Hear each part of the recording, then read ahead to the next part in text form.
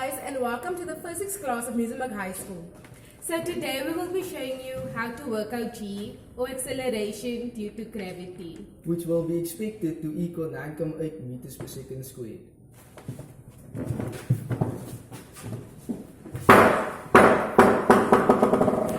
Hello, now we're going to find acceleration due to gravity using YouTube.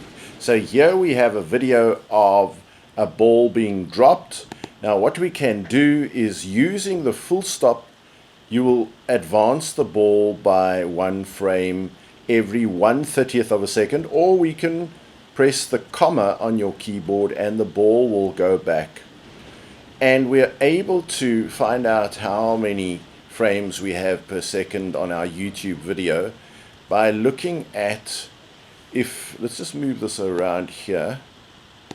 Do you see here, there is the seconds, and if you press your full stop, you will see that that 16 there turns to a 17. It takes 30 presses for it to turn from a 16 to a 17. So that tells us that there are, in fact, 30 frames per second that our YouTube is recording at.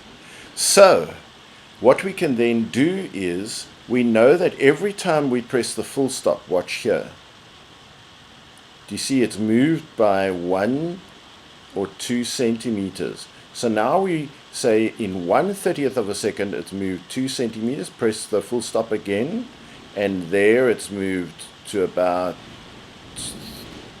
2, say it was 1 the first time, it's about 2 centimeters now, or 0.02 of a meter.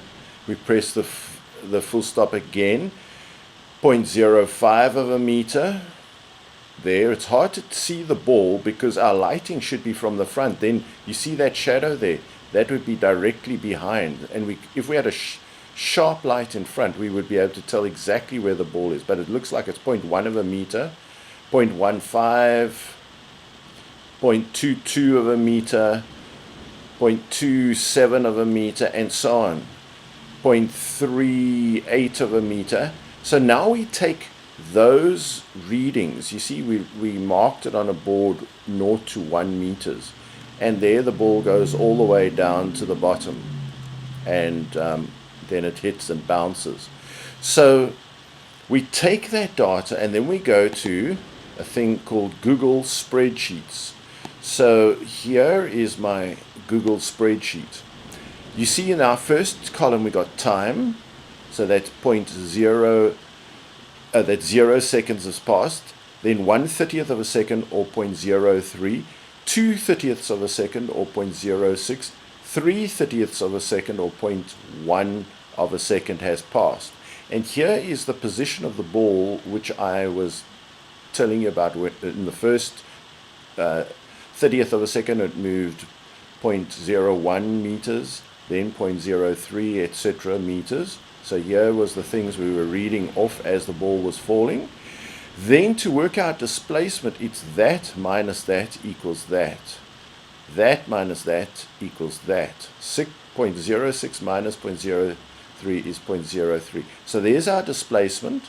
Then to get our velocity, we take that reading and we divide it by 1/30th of a second, because that's the distance over 1/30th of a second, or 0.03 seconds, and that gives us our velocity. And then to find our acceleration, we take change of velocity over change of time. So we say that minus that divided by 1/30th of a second, and there we find the acceleration is 9.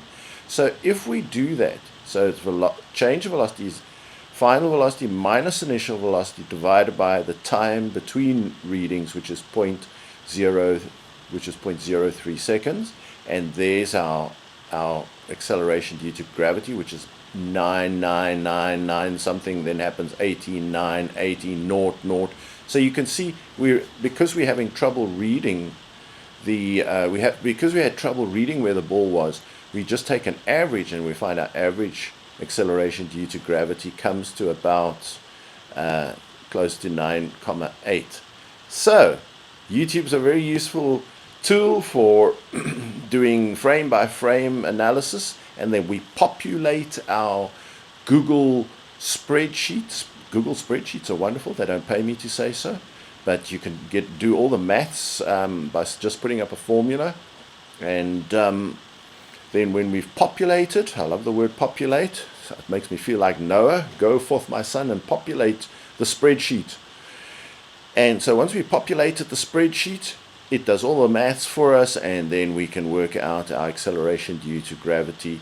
And it's lovely. It's much easier than using a ticket timer, and it's a little bit more 21st century than using a ticket timer, which I used when I was a young lad of 16, which was when the dinosaurs died out. So let's maybe make use of YouTube to analyze moving objects like a ball falling.